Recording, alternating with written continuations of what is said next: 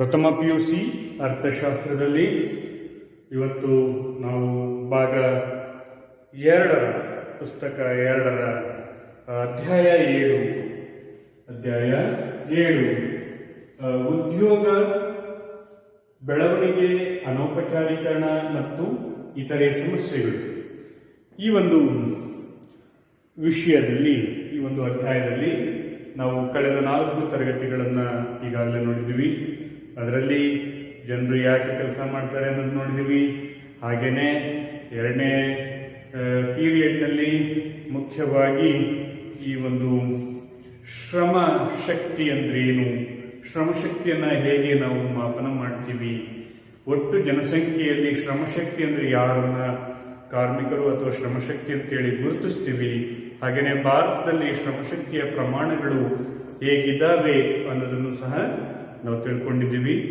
ನಂತರ ಮುಂದಿನ ತರಗತಿಯಲ್ಲಿ ಭಾರತದಲ್ಲಿ ಬದಲಾಗುತ್ತಿರುವ ಉದ್ಯೋಗದ ಸಂರಚನೆಗಳನ್ನು ಈಗಾಗಲೇ ನಾವು ನೋಡಿದ್ವಿ. ಇವತ್ತಿನ ದಿನ ಭಾರತದ ಶ್ರಮ ಬಲದ ಅನೌಪಚಾರೀಕರಣ,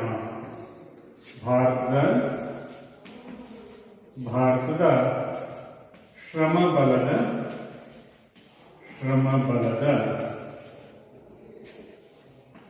ಅನೌಪಚಾರೀಕರಣ.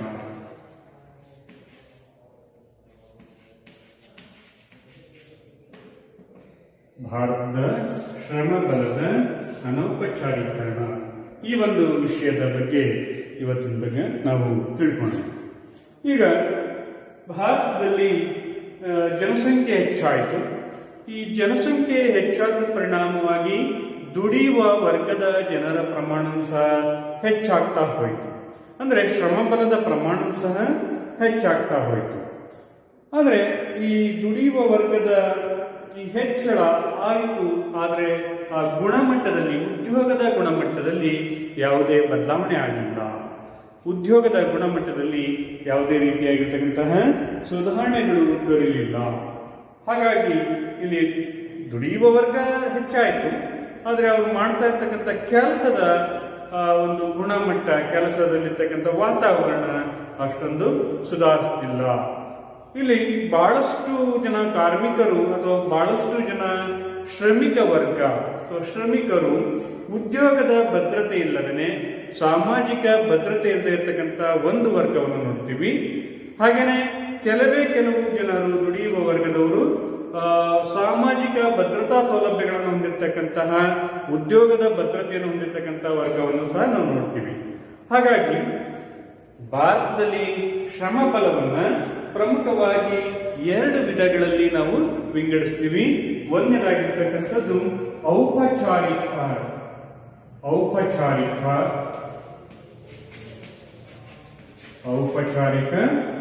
ಅಥವಾ ಸಂಘಟಿತ ಕಾರ್ಮಿಕರು. ಔಪಚಾರಿಕ ಕಾರ್ಮಿಕರು ಮತ್ತೊಂದು ಸಂಘಟಿತ ಕಾರ್ಮಿಕರು. ಎರಡನೇದಾಗಿರ್ತಕ್ಕಂಥದ್ದು ಅನೌಪಚಾರಿಕ ಕಾರ್ಮಿಕರು.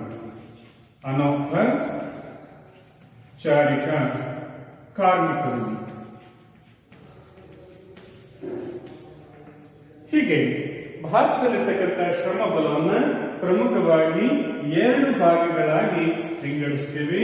ಒಂದು ಔಪಚಾರಿಕ ಕಾರ್ಮಿಕರು, ಮತ್ತೊಂದು ಅನೌಪಚಾರಿಕ ಕಾರ್ಮಿಕರು.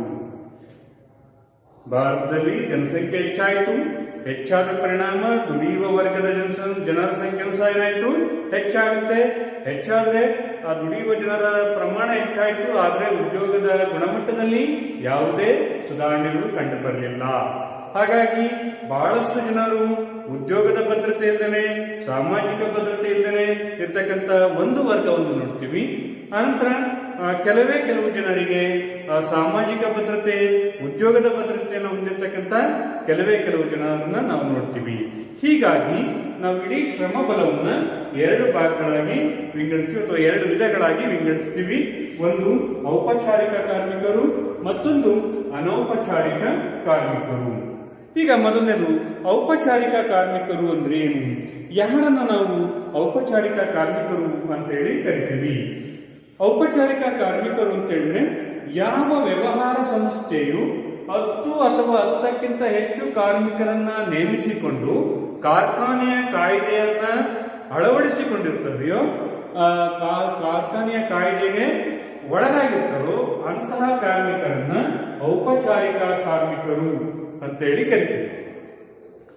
ಔಪಚಾರಿಕ ಕಾರ್ಮಿಕರು ಅಂತ ಹೇಳಿದ್ರೆ ಯಾವ ಸಂಸ್ಥೆ ಅಥವಾ ಉದ್ಯಮ 10 ಅಥವಾ 10ಕ್ಕಿಂತ ಹೆಚ್ಚು ಕಾರ್ಮಿಕರನ್ನ ನೇಮಿಸಿಕೊಂಡು ಕಾರ್ಖಾನೆಯ ಕಾಯ್ದೆಗೆ ಒಳಗಾಗುವಂತಹ ಕಾರ್ಮಿಕರನ್ನ ಔಪಚಾರಿಕ ಕಾರ್ಮಿಕರು ಅಂದ್ರೆ ಕಾರ್ಖಾನೆಯ ಕಾಯ್ದೆಗಳು ಯಾರು ಒಳಪಡ್ತಾರೋ, ಕಾರ್ಖಾನೆಯ ಕಾಯ್ದೆಗೆ ಯಾರು ಒಳಗಾಗ್ತಾರೋ ಅವರನ್ನ ಔಪಚಾರಿಕ ಕಾರ್ಮಿಕರು ಅಂತೇಳಿ ಕರಿತೀವಿ.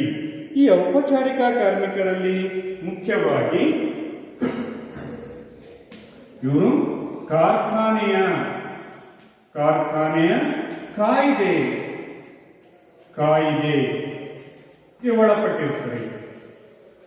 ಒಳಪಟ್ಟಿವೆ. ಔಪಚಾರಿಕ ಕಾರ್ಮಿಕರು ಕಾರ್ಖಾನೆ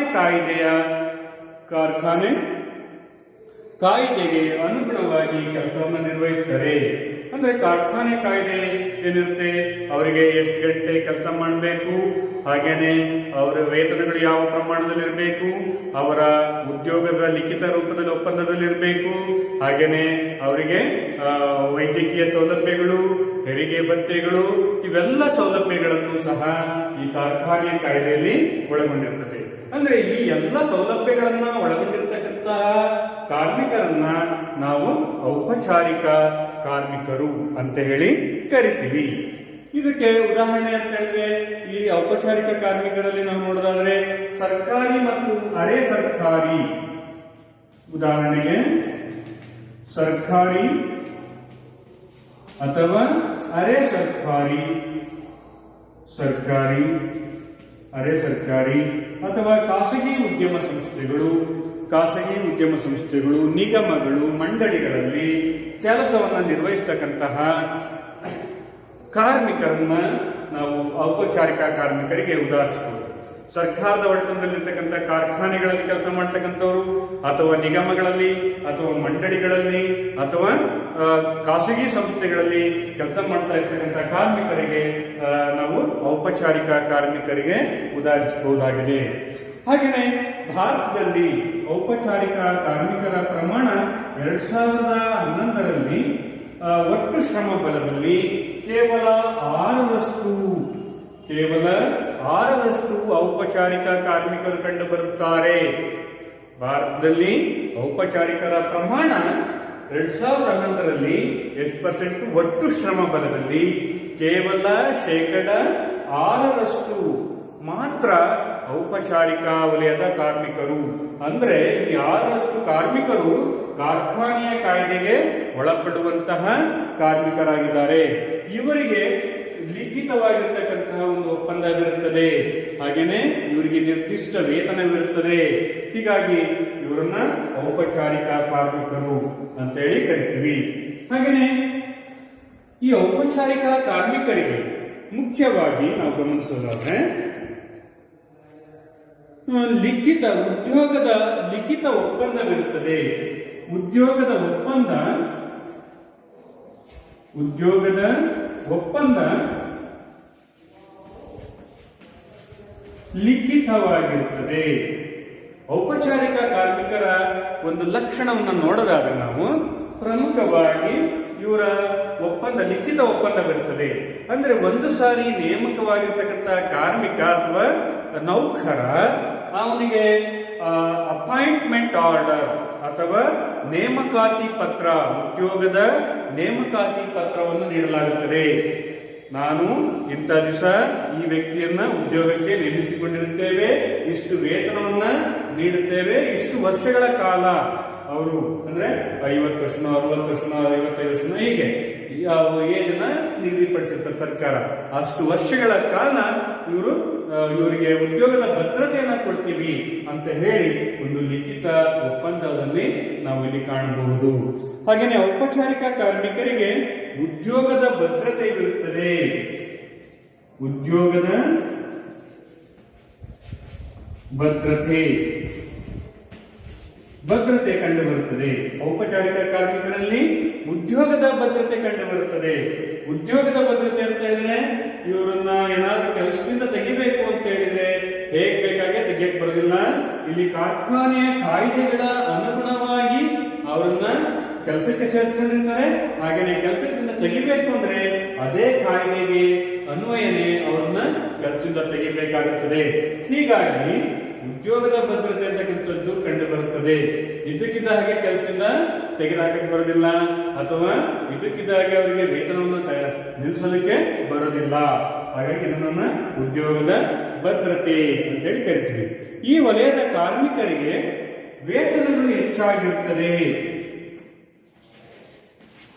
ವೇತನ ಹೆಚ್ಚಾಗಿರುತ್ತದೆ. ವೇತನಗಳು ಹೆಚ್ಚಾಗಿರುತ್ತದೆ. ಅನೌಪಚಾರಿಕ ಕಾರ್ಮಿಕರಿಗೆ ಹೋಲಿಸಿಕೊಂಡ್ರೆ ಔಪಚಾರಿಕ ಕಾರ್ಮಿಕರಿಗೆ ಸಾಮಾನ್ಯವಾಗಿ ವೇತನಗಳು ಹೆಚ್ಚಾಗಿರುತ್ತದೆ.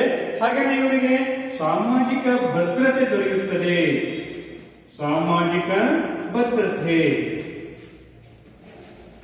ಇವರಲ್ಲಿ ಸಾಮಾಜಿಕ ಭದ್ರತೆಯನ್ನು ನಾವು ನೋಡಬಹುದು. ಔಪಚಾರಿಕ ಕಾರ್ಮಿಕರಿಗೆ ಸಾಮಾಜಿಕ ಭದ್ರತೆ ಇರುತ್ತದೆ.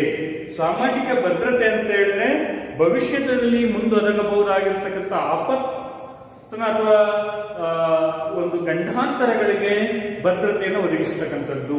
ಭವಿಷ್ಯತ್ತಿನಲ್ಲಿ ಎದುರಾಗುವಂತಹ ಯಾವುದೇ ಗಂಡಾಂತರಗಳನ್ನ ಸಮರ್ಥವಾಗಿ ಎದುರಿಸೋದಕ್ಕೆ ಬೇಕಾಗಿರ್ತಕ್ಕಂತಹ ಭದ್ರತೆಗಳನ್ನ ಔಪಚಾರಿಕ ಕಾರ್ಮಿಕರಿಗೆ ನೀಡಲಾಗಿರುತ್ತದೆ. ಉದಾಹರಣೆಗೆ ವಯಸ್ಸಾದ ನಂತರ ಅವರು ಕೆಲಸ ಮಾಡೋದಕ್ಕಾಗೋದಿಲ್ಲ. ಅವರಿಗೆ ಆಗ ವಯೋನಿವೃತ್ತಿಯನ್ನ ಕೊಟ್ಟ ನಂತರ ಪಿಂಚಣಿಯನ್ನ ಕೊಡಲಾಗುತ್ತದೆ. ಅಂದ್ರೆ ಅಲ್ಲಿ ಭದ್ರತೆ ಅಂತಕ್ಕಂಥದ್ದು ದೊರೆಯುತ್ತದೆ. ಅವರು ಸಾಯುವವರೆಗೂ ಸಹ ಅವರಿಗೆ ವೇತನದ ಒಂದು ಅರ್ಧದಷ್ಟು ವೇತನವನ್ನ ನೀಡಲಾಗ್ತಾ ಇರ್ತದೆ. ಅದ್ರ ಜೊತೆಗೆ ಆ ಕಾರ್ಮಿಕರನ್ನ ಅವಲಂಬಿತವಾಗಿರ್ತಕ್ಕಂಥ ಕುಟುಂಬಗಳಿರ್ತಾವಲ್ಲ, ಆ ಕುಟುಂಬದವರ ಆರೋಗ್ಯ ಮತ್ತು ಕಾರ್ಮಿಕನ ಆರೋಗ್ಯಕ್ಕೆ ಸರ್ಕಾರ ಅಥವಾ ಸಂಸ್ಥೆಗಳು ಅವನಿಗೆ ವೈದ್ಯಕೀಯ ಸೌಲಭ್ಯಗಳನ್ನು ಒದಗಿಸಿ ಕೊಡ್ತಕ್ಕಂಥದ್ದು. ಹಾಗೇನೆ ಕೆಲಸ ಮಾಡುವಂತ ಸಂದರ್ಭದಲ್ಲಿ ಏನಾದರೂ ಅಂಗವಿಕಲತೆಗೆ ಒಳಗಾದ್ರೆ ಆಗ ಆ ಕುಟುಂಬದ ರಕ್ಷಣೆಗೆ ಸಂಘ ಸಂಸ್ಥೆಗಳು ಅಥವಾ ಸರ್ಕಾರಗಳು ಬರ್ತವೆ. ಇದನ್ನ ನಾವು ಸಾಮಾಜಿಕ ಭದ್ರತೆ ಅಂತೇಳಿ ಕರಿತೀವಿ. ಹಾಗೇನೆ ಈ ವಲಯದ ಕಾರ್ಮಿಕರಿಗೆ ನಿರ್ದಿಷ್ಟ ಅವಧಿಯ ಕೆಲಸವಿರುತ್ತದೆ. ನಿರ್ದಿಷ್ಟ ಅವಧಿಯ ಕೆಲಸ. ನಿರ್ದಿಷ್ಟ ಅವಧಿಯ ಕೆಲಸವಿರುತ್ತದೆ ಅಂದ್ರೆ ಒಬ್ಬ ಕಾರ್ಮಿಕ ಒಂದು ದಿನಕ್ಕೆ 8 ಗಂಟೆಗಳ ಕೆಲಸವನ್ನು ನಿರ್ವಹಿಸಬೇಕು ಅಂತ ಇತ್ತು ಅಂತ ಹೇಳಿದ್ರೆ ಆತನಿಗೆ ನಿರ್ದಿಷ್ಟ 8 ಗಂಟೆವರೆಗೂ ಕೆಲಸವನ್ನು ಕೊಡಲಾಗುತ್ತದೆ. ಹಾಗೆಯೇ 8 ಗಂಟೆ ನಂತರ ಅವನನ್ನ ಯಾವುದೇ ಕಾರಣಕ್ಕೂ ಸಹ ಕೆಲಸದಲ್ಲಿ ತೊಡಗಿಸೋದಿಲ್ಲ. ಹೀಗಾಗಿ ಇಲ್ಲಿ ನಿರ್ದಿಷ್ಟ ಅವಧಿಯ ಕೆಲಸವಿರುತ್ತದೆ. ಇಷ್ಟು ಔಪಚಾರಿಕ ಕಾರ್ಮಿಕರ ಲಕ್ಷಣಗಳು. ಔಪಚಾರಿಕ ಕಾರ್ಮಿಕರು ಅಂದ್ರೆ ಯಾರು? ಯಾವ ಉದ್ಯಮ ಸಂಸ್ಥೆ 10 ಅಥವಾ 10ಕ್ಕಿಂತ ಹೆಚ್ಚಿನ ಶ್ರಮಬಲವನ್ನು ನೇಮಿಸಿಕೊಂಡು ಕಾರ್ಖಾನೆಯ ಕಾಯ್ದೆಗೆ ಒಳಪಟ್ಟಿರುವಂತಹ ಕಾರ್ಮಿಕರು ಅಥವಾ ಶ್ರಮಬಲವನ್ನ ಔಪಚಾರಿಕ ಕಾರ್ಮಿಕರು ಅಂತೇಳಿ ಕರಿತೀವಿ. ಎಲ್ಲಿ ಕಂಡು ಬರ್ತಾರೆ ಔಪಚಾರಿಕ ಕಾರ್ಮಿಕರು? ಸರ್ಕಾರಿ, ಅರೆ ಸರ್ಕಾರಿ ಅಥವಾ ನಿಗಮಗಳು, ಮಂಡಳಿಗಳು, ಸಾರ್ವಜನಿಕ ವಲಯದ ಉದ್ಯಮ ಸಂಸ್ಥೆಗಳು, ಹಾಗೆಯೇ ಖಾಸಗಿ ಉದ್ಯಮ ಸಂಸ್ಥೆಗಳಲ್ಲಿ ಇಂತಹ ಔಪಚಾರಿಕ ಕಾರ್ಮಿಕರು ಕಂಡು ಬರುತ್ತಾರೆ. ಹಾಗಾದ್ರೆ ಭಾರತದಲ್ಲಿ ಎಷ್ಟು ಪ್ರಮಾಣದಲ್ಲಿದೆ? ಭಾರತದಲ್ಲಿ ಔಪಚಾರಿಕರ ಪ್ರಮಾಣ ಎಷ್ಟಿದೆ ಅಂತ ಹೇಳಿದ್ರೆ 2011ರಲ್ಲಿ ಒಟ್ಟು ಶ್ರಮ ಬಲದಲ್ಲಿ 6% ಶ್ರಮಿಕರು ಔಪಚಾರಿಕ ಕಾರ್ಮಿಕರಾಗಿದ್ದಾರೆ. ಹೀಗೆ ಅವರ ಲಕ್ಷಣಗಳನ್ನು ನೋಡಿದರೆ ಲಿಖಿತ ಒಪ್ಪಂದವಿರುತ್ತದೆ, ಉದ್ಯೋಗ ಭದ್ರತೆ ಕಂಡು ಬರ್ತಾ ಇರ್ತದೆ, ಹಾಗೆಯೇ ವೇತನಗಳು ಹೆಚ್ಚಾಗಿರ್ತವೆ, ಸಾಮಾಜಿಕ ಭದ್ರತೆ ಇರ್ತದೆ, ಹಾಗೆಯೇ ನಿರ್ದಿಷ್ಟ ಅವಧಿಯ ಕೆಲಸವನ್ನ ನಿರ್ವಹಿಸ್ತಾ ಇರ್ತಾರೆ. ಇನ್ನು ಅನೌಪಚಾರಿಕ ಕಾರ್ಮಿಕರು, ಇನ್ನು ಎರಡನೇದಾಗಿರ್ತಕ್ಕಂಥದ್ದು ಅನೌಪಚಾರಿಕ ಕಾರ್ಮಿಕರು. ಅನೌಪಚಾರಿಕ ಕಾರ್ಮಿಕರು ಅಂತ ಹೇಳಿದ್ರೆ ಮುಖ್ಯವಾಗಿ ಯಾವ ತಮ್ಮ ಹಿತಾಸಕ್ತಿಗಳನ್ನ ಕಾಪಾಡಿಕೊಳ್ಳಲು ಯಾವುದೇ ಸಂಘ ಸಂಸ್ಥೆಗಳನ್ನ ಕಟ್ಟಿಕೊಳ್ಳಲಾಗದಂತಹ ಕಾರ್ಮಿಕರನ್ನ ಅನೌಪಚಾರಿಕ ಕಾರ್ಮಿಕರು ಅಂತೇಳಿ ಕರೀತಾರೆ. ಅನೌಪಚಾರಿಕ ಕಾರ್ಮಿಕರು ಅಂತ ಹೇಳಿದ್ರೆ ತಮ್ಮ ಹಿತಾಸಕ್ತಿಗಳನ್ನ ಕಾಪಾಡಿಕೊಳ್ಳಲು ಸಾಧ್ಯವಾಗದಿರುವಂತಹ ಕಾರ್ಮಿಕರನ್ನ ಅನೌಪಚಾರಿಕ ಕಾರ್ಮಿಕರು. ತಮಗೇನಾದ್ರೂ ಶೋಷಣೆ ಅಥವಾ ದಬ್ಬಾಳಿಕೆಗಳು ಕಂಡು ಬಂದ್ರೆ ಅಂತ ಶೋಷಣೆಯ ವಿರುದ್ಧ ಹೋರಾಟ ಮಾಡೋದಕ್ಕೆ ಒಂದು ಸಂಘಗಳನ್ನು ಸಹ ಕಟ್ಟಿಕೊಂಡಿರಲ್ಲ, ಸಂಸ್ಥೆಗಳನ್ನು ಸಹ ಕಟ್ಟಿಕೊಂಡಿರೋದಿಲ್ಲ. ಇಂಥ ಕಾರ್ಮಿಕರನ್ನ ನಾವು ಅನೌಪಚಾರಿಕ ಕಾರ್ಮಿಕರು ಅಂತೇಳಿ ಕರಿತೀವಿ. ಅನೌಪಚಾರಿಕ ಕಾರ್ಮಿಕರು ಅಂತ ಹೇಳಿದ್ರೆ ತಮ್ಮ ಹಿತಾಸಕ್ತಿ ಕಾಪಾಡಲು, ತಮ್ಮ ಹಿತಾಸಕ್ತಿ ಕಾಪಾಡಲು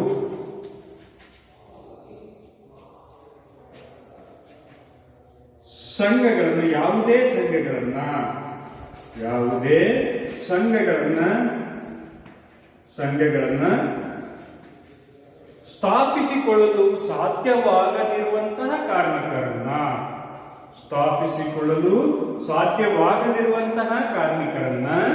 ಅನೌಪಚಾರಿಕ ಕಾರ್ಮಿಕರು ಅಂತ ಕರಿತೀವಿ. ಇಲ್ಲಿ ಯಾವುದೇ ಅವ್ರ ಮೇಲೆ, ಕಾರ್ಮಿಕರ ಮೇಲೆ ಏನೇ ದಬ್ಬಾಳಿಕೆ ಶೋಷಣೆಗಳು ನಡೀತಾ ಇದ್ರು ಸಹ ಅವುಗಳನ್ನ ಪ್ರತಿಭಟಿಸೋದಕ್ಕೆ ತಮ್ಮದೇ ಆಗಿರ್ತಕ್ಕಂಥ ಸಂಘಗಳನ್ನ ಸ್ಥಾಪನೆ ಮಾಡ್ಕೊಂಡಿರೋದಿಲ್ಲ. ಅಂತಹ ಕಾರ್ಮಿಕರನ್ನ ಅನೌಪಚಾರಿಕ ಕಾರ್ಮಿಕರು ಅಂತೇಳಿ ಕರಿತೀವಿ. ಇವರಿಗೆ ಉದಾಹರಣೆ ಅಂತ ಹೇಳಿದ್ರೆ ಕೃಷಿ ಕಾರ್ಮಿಕರು, ಹಾಗೇನೆ ದಿನಗೂಲಿ ನೌಕರರು,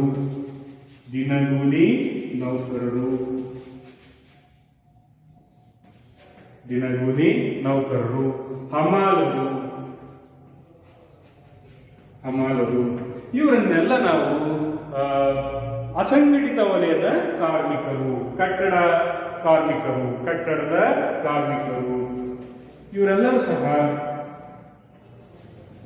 ಕಟ್ಟಡ ಕಾರ್ಮಿಕರು. ಇವರನ್ನು ನಾವು ಅಸಂಘಟಿತ ವಲಯದ ಕಾರ್ಮಿಕರಿಗೆ ಉದಾಹರಿಸಬಹುದು. ಅಸಂಘಟಿತ ಕಾರ್ಮಿಕರಿಗೆ ಕೃಷಿ ಕಾರ್ಮಿಕರು, ದಿನಗೂಲಿ ನೌಕರರು, ಹಮಾಲರು, ಹಾಗೆಯೇ ಕಟ್ಟಡ ಕಾರ್ಮಿಕರು. ಇವರನ್ನ ನಾವೇನಂತ ಕರಿತೀವಿ? ಅಸಂಘಟಿತ ವಲಯ ಅಥವಾ ಅನೌಪಚಾರಿಕ ವಲಯದ ಕಾರ್ಮಿಕರು. ಇವರ ಪ್ರಮಾಣ ಎಷ್ಟಿದೆ ಅಂತ ಹೇಳಿದ್ರೆ 2011ರಲ್ಲಿ 94% ಶ್ರಮಿಕರು ಅನೌಪಚಾರಿಕ ವಲಯದ ಕಾರ್ಮಿಕರು.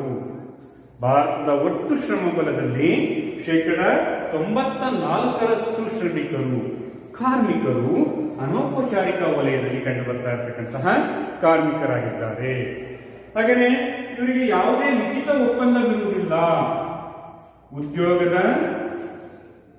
ಉದ್ಯೋಗದ ಲಿಖಿತ ಒಪ್ಪಂದ ಇರುವುದಿಲ್ಲ. ಅನೌಪಚಾರಿಕ ಕಾರ್ಮಿಕರಿಗೆ ಯಾವುದೇ ರೀತಿಯಾಗಿರ್ತಕ್ಕಂತಹ ಲಿಖಿತ ಒಪ್ಪಂದ ಅಂತಕ್ಕಂಥದ್ದು ಇರೋದಿಲ್ಲ. ಅಂತ ಹೇಳಿದ್ರೆ ಇವ್ರನ್ನ ಯಾವಾಗಲಾದ್ರೂ ಕೆಲಸಕ್ಕೆ ಸೇರಿಸ್ಕೊಬಹುದು ಮತ್ತು ಯಾವಾಗಲಾದ್ರೂ ಕೆಲಸದಿಂದ ತೆಗೆದುಹಾಕಬಹುದು. ಹೀಗಾಗಿ ಕೆಲಸಕ್ಕೆ ಸೇರಿಸ್ಕೊಂಡಿದ್ದೀವಿ ಅನ್ನೋದಕ್ಕೆ ಯಾವುದೇ ರೀತಿಯಾಗಿರ್ತಕ್ಕಂಥ ನೇಮಕಾತಿ ಪತ್ರಗಳನ್ನ ನೀಡೋದಿಲ್ಲ, ನೇಮಕಾತಿ ಪತ್ರವನ್ನ ಇರೋದಿಲ್ಲ. ಹಾಗೇನೆ ಒಂದು ಅಲಿಖಿತವಾಗಿತ್ತು, ಕೆಲಸಕ್ಕೆ ಬರ್ತೀಯ, ಕೆಲಸ ಮಾಡ್ತೀವಿ. ಹಾಗೇನೆ 1 ತಿಂಗಳು ಮಾಡಿದ, 1 ವರ್ಷ ಮಾಡಿದ, 2 ವರ್ಷ ಮಾಡಿದ, ಎಷ್ಟು ವರ್ಷ ಮಾಡಿದ್ರು ಸಹ ಯಾವುದೇ ರೀತಿಯಾಗಿರ್ತಕ್ಕಂತಹ ಒಂದು ಲಿಖಿತ ಒಪ್ಪಂದ ಇರೋದಿಲ್ಲ. ಹಾಗೇನೆ ಇನ್ನೇನಾಗಿರ್ತಕ್ಕಂಥದ್ದು ಉದ್ಯೋಗದ ಭದ್ರತೆ ಇರುವುದಿಲ್ಲ. ಉದ್ಯೋಗದ ಭದ್ರತೆ ಇಲ್ಲ. ಉದ್ಯೋಗದ ಭದ್ರತೆ ಇರ್ತಕ್ಕಂಥದ್ದು ಕಂಡು ಬರೋದಿಲ್ಲ. ಅನೌಪಚಾರಿಕ ಕಾರ್ಮಿಕರಲ್ಲಿ ಉದ್ಯೋಗದ ಭದ್ರತೆ ಇರೋದಿಲ್ಲ. ಅಂದ್ರೆ ಈ ಕಾರ್ಮಿಕರನ್ನ ನೇಮಕಾತಿ ಮಾಡಿಕೊಂಡಂತ ಸಂಘ ಸಂಸ್ಥೆಗಳು ಯಾವುದೇ ಕ್ಷಣದಲ್ಲಿ ಕೆಲಸದಿಂದ ತೆಗೆಯಬಹುದು. ಹಾಗಾಗಿ 1 ವರ್ಷ ಮಾಡಿರಲಿ, 2 ವರ್ಷ ಮಾಡಿರಲಿ, 10 ವರ್ಷ ಮಾಡಿರಲಿ, ಒಂದೇ ಸಂಸ್ಥೆಯಲ್ಲಿ ಒಬ್ಬ ಕಾರ್ಮಿಕ 5-6 ವರ್ಷಗಟ್ಟಲೆ ಕೆಲಸ ಮಾಡಿದ್ರು ಸಹ ಆ ಕಾರ್ಮಿಕರನ್ನ ಯಾವುದೇ ಕ್ಷಣದಲ್ಲಿ, ಇವು ನಾಳೆಯಿಂದ ಕೆಲಸಕ್ಕೆ ಬರೋದು ಬೇಡ ಅಂದ್ರೆ ಕೆಲಸಕ್ಕೆ, ಅವನ ಅಕಸ್ಮಾತ್ ಕೆಲಸಕ್ಕೆ ಬೆಳಗ್ಗೆಯಿಂದ ಬಂದು ಮಾಡ್ತಾ ಇರ್ತಾನೆ, ಮಧ್ಯಾಹ್ನದಿಂದ ನಿನಗೆ ಕೆಲಸ ಇಲ್ಲ ಮನೆ ಹೋಗಂದ್ರೆ ಮನೆ ಹೋಗ್ತಾರೆ. ಅಂದ್ರೆ ಅವರಿಗೆ ಯಾವುದೇ ಭದ್ರತೆ ಇರೋದಿಲ್ಲ. ಮತ್ತು ಲಿಖಿತ ಒಪ್ಪಂದ ಇರೋದಿಲ್ಲ ಅಂತ ಹೇಳಿದ್ರೆ ಅವರಿಗೆ ನಿರ್ದಿಷ್ಟ ವೇತನಗಳು ಇರೋದಿಲ್ಲ. ಇನ್ನ ಉದ್ಯೋಗದ ಭದ್ರತೆ ಇರೋದಿಲ್ಲ, ಹಾಗೆಯೇ ವೇತನಗಳು ಕಡಿಮೆ ಇರುತ್ತವೆ. ವೇತನಗಳು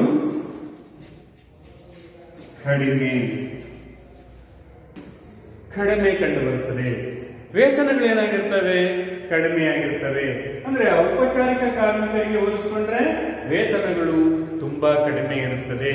ಹೀಗಾಗಿ ಇಲ್ಲಿ ಅನೌಪಚಾರಿಕ ಕಾರ್ಮಿಕರಲ್ಲಿ ಒಂದು ಶೋಷಣೆಗೆ ಒಳಗಾಗುವಂತಹ ಸಾಧ್ಯತೆ ಇರುತ್ತದೆ. ಯಾಕಂತ ಹೇಳಿದ್ರೆ ಒಂದು ಉದ್ಯೋಗದ ಭದ್ರತೆ ಇಲ್ಲ, ಎರಡನೇದಾಗಿರ್ತಕ್ಕಂಥದ್ದು ಲಿಖಿತ ಒಪ್ಪಂದಗಳಿರೋದಿಲ್ಲ, ಮೂರನೇದಾಗಿರ್ತಕ್ಕಂಥದ್ದು ಅವರು ಯಾವುದೇ ತಮ್ಮ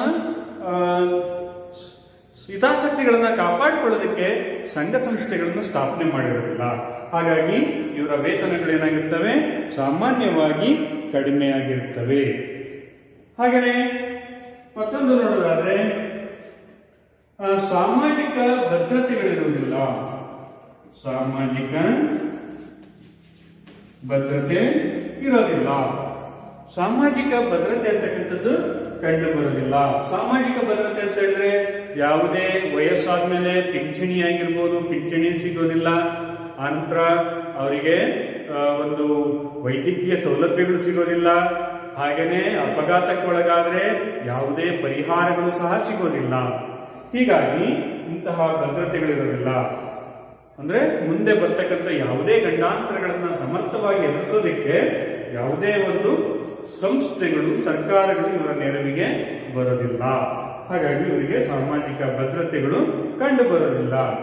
ಮತ್ತೊಂದು ನೋಡೋದಾದ್ರೆ ಇವರು ನಿರ್ದಿಷ್ಟ ಅವಧಿ, ಕೆಲಸದ ಅವಧಿ ನಿರ್ದಿಷ್ಟವಾಗಿರುವುದಿಲ್ಲ. ನಿರ್ದಿಷ್ಟ ಕೆಲಸದ ಅವಧಿ ಇರುವುದಿಲ್ಲ. ನಿರ್ದಿಷ್ಟ ಕೆಲಸದ ಅವಧಿ ಇರುವುದಿಲ್ಲ. ನಿರ್ದಿಷ್ಟವಾಗಿರೋದಿಲ್ಲ. ಕೆಲಸವನ್ನ ಇಷ್ಟೇ ಗಂಟೆ ಕೆಲಸ ಮಾಡಬೇಕು ಅಂತ ಹೇಳಿ ಯಾವುದೇ ರೀತಿಯಾಗಿರ್ತಕ್ಕಂಥ ಲಿಖಿತ ಒಪ್ಪಂದ ಇರೋದಿಲ್ಲ. ಅವರು ಮಾಲೀಕ ಎಲ್ಲಿಯವರೆಗೆ ಕೆಲಸವನ್ನು ಮಾಡ್ತಾ ಇರ್ಬೇಕು ಅಂತ ಹೇಳ್ತಾನ ಅಲ್ಲಿಯವರೆಗೂ ಕಾರ್ಮಿಕರು ಕೆಲಸವನ್ನ ಮಾಡ್ತಾ ಇರಬೇಕು.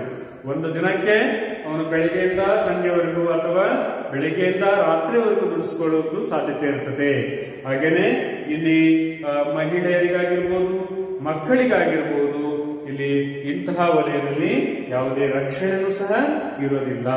ಅಂದ್ರೆ ಕೆಲಸದ ನಿರ್ದಿಷ್ಟ ಅವಧಿ ಇರೋದಿಲ್ಲ ಅಂತ ಹೇಳಿದ್ರೆ ಒಬ್ಬ ವ್ಯಕ್ತಿ ಒಂದ್ ದಿನಕ್ಕೆ 10 ಗಂಟೆನೂ ಕೆಲಸ ಮಾಡಬೇಕಾಗತ್ತೆ, 12 ಗಂಟೆನೂ ಸಹ ಕೆಲಸ ಮಾಡಬೇಕಾಗತ್ತೆ. ಎಷ್ಟೇ ಅವಧಿಗೆ ಕೆಲಸ ಮಾಡಿದ್ರು ಒಂದು ದಿನದ ವೇತನವನ್ನು ಮಾತ್ರ ನೀಡಲಾಗ್ತದೆ.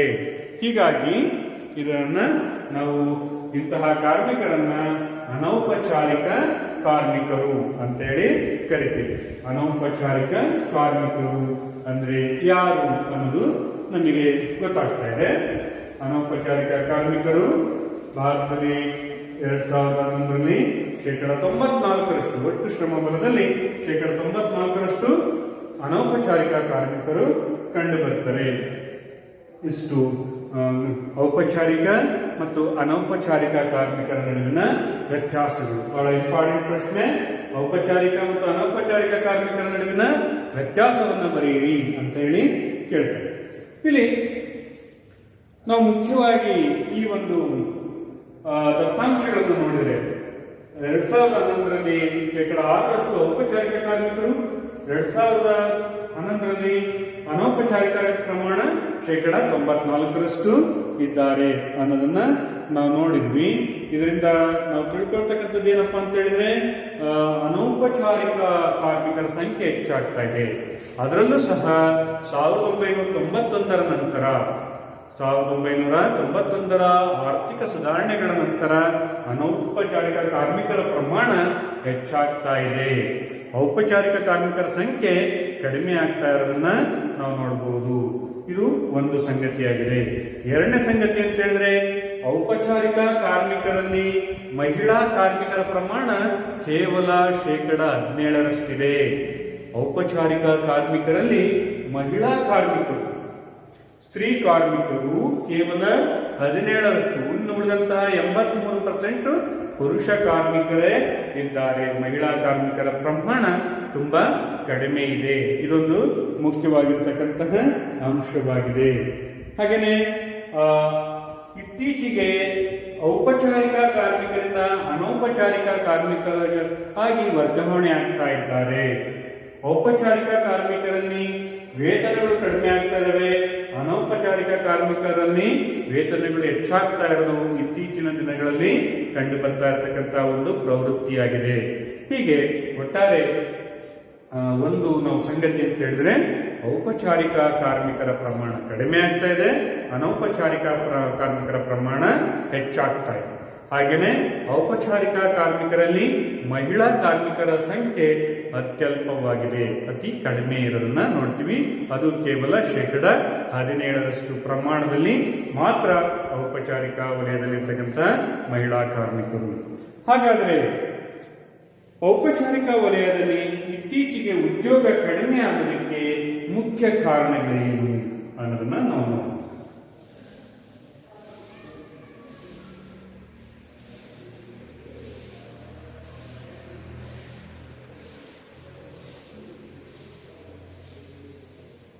ಔಪಚಾರಿಕ, ಎರಡನೇ ಪಾಯಿಂಟ್ ಔಪಚಾರಿಕ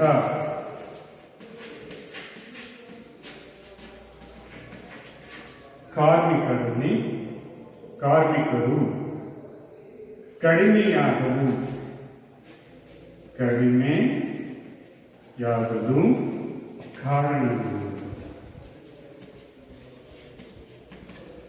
ಕಡಿಮೆಯಾಗಲು ಕಾರಣಗಳು. ಔಪಚಾರಿಕ ವಲಯದಲ್ಲಿ ಕಾರ್ಮಿಕರ ಸಂಖ್ಯೆ ಕಡಿಮೆ ಆಗೋದಕ್ಕೆ ಮುಖ್ಯ ಕಾರಣಗಳು ಅಂತ ಹೇಳಿದ್ರೆ, ಮೊದಲನೇದಾಗಿರ್ತಕ್ಕಂಥದ್ದು ನಷ್ಟ ಹೊಂದುತ್ತಿರುವಂತಹ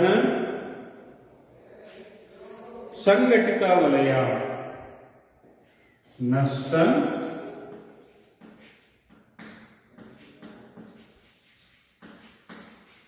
ಹೊಂದುತ್ತಿರುವ ಸಂಘಟಿತ ವಲಯ. ಇಲ್ಲಿ ಔಪಚಾರಿಕ ಕಾರ್ಮಿಕರ ಸಂಖ್ಯೆ ಕಡಿಮೆ ಆಗೋದಕ್ಕೆ ಮುಖ್ಯ ಕಾರಣ ಸಂಘಟಿತ ವಲಯದಲ್ಲಿರ್ತಕ್ಕಂತಹ ಉದ್ಯಮಗಳು, ಸಂಸ್ಥೆಗಳು ಇತ್ತೀಚಿನ ದಿನಗಳಲ್ಲಿ ನಷ್ಟಕ್ಕೆ ಒಳಗಾಗ್ತಾ ಇದ್ದಾವೆ. ನಷ್ಟಕ್ಕೆ ಒಳಗಾಗ್ತಾ ಪರಿಣಾಮ ಅಲ್ಲಿ ಒಂದು ಕಾರ್ಮಿಕರಿಗೆ ವೇತನವನ್ನ ಕೊಡೋದಕ್ಕೆ ಸಾಧ್ಯ ಆಗ್ತಾ ಇಲ್ಲ. ಹಾಗಾಗಿ ಅಲ್ಲಿರ್ತಕ್ಕಂಥ ಕಾರ್ಮಿಕರು ಮತ್ತು ನೌಕರರನ್ನ ಏನಾಗ್ತಾ ಇದೆ, ಅವರಿಗೆ ನಿರುದ್ಯೋಗಕ್ಕೆ ಒಳಗಾಗ್ತಾರೆ. ಅಂತಹ ಕಾರ್ಮಿಕರು ಎಲ್ಲಿ ಉದ್ಯೋಗಗಳನ್ನ ಕಂಡುಕೊಳ್ತಾ ಇದ್ದಾರೆ? ಅನೌಪಚಾರಿಕ ವಲಯದಲ್ಲಿ ಒಂದು ಉದ್ಯೋಗಗಳನ್ನ ಕಂಡುಕೊಳ್ತಾ ಇದ್ದಾರೆ. ಹೀಗಾಗಿ ಸಂಘಟಿತ ವಲಯದಲ್ಲಿರ್ತಕ್ಕಂತಹ ಒಂದು ಉದ್ಯಮ ಸಂಸ್ಥೆಗಳು ನಷ್ಟ ಆಗ್ತಾ ಇರೋದು ಔಪಚಾರಿಕ ವಲಯದ ಕಾರ್ಮಿಕರ ಸಂಖ್ಯೆ ಇಳಿಕೆಯಾಗೋದಕ್ಕೆ ಪ್ರಮುಖ ಕಾರಣ ಆಗಿದೆ. ಇನ್ನು ಎರಡನೇದಾಗಿರ್ತಕ್ಕಂಥ ಅಂಶವನ್ನು ನೋಡಿದರೆ ತಂತ್ರಜ್ಞಾನದ ಬಳಕೆ ಹೆಚ್ಚಾಗ್ತಾ ಇದೆ. ತಂತ್ರಜ್ಞಾನದ ಬಳಕೆ ಹೆಚ್ಚುತ್ತಿರುವುದು. ತಂತ್ರಜ್ಞಾನದ ಬಳಕೆ ಅಂತಕ್ಕಂಥದ್ದು ಇತ್ತೀಚಿನ ದಿನಗಳಲ್ಲಿ ಹೆಚ್ಚಾಗ್ತಾ ಇದೆ. ಮಾನವ ಶ್ರಮಕ್ಕೆ ಬದಲಾಗಿ ಒಂದು ಯಂತ್ರಗಳ ಬಳಕೆಯನ್ನ ಹೆಚ್ಚಾಗಿ ಬಳಸ್ಕೊಳ್ತಾ ಇರೋದ್ರಿಂದ 100 ಜನ ಕಾರ್ಮಿಕರು ಮಾಡ್ತಕ್ಕಂಥ ಕೆಲಸ ಒಂದು ಯಂತ್ರೋಪಕರಣಗಳು ಮಾಡ್ತಾ ಇದ್ದಾವೆ.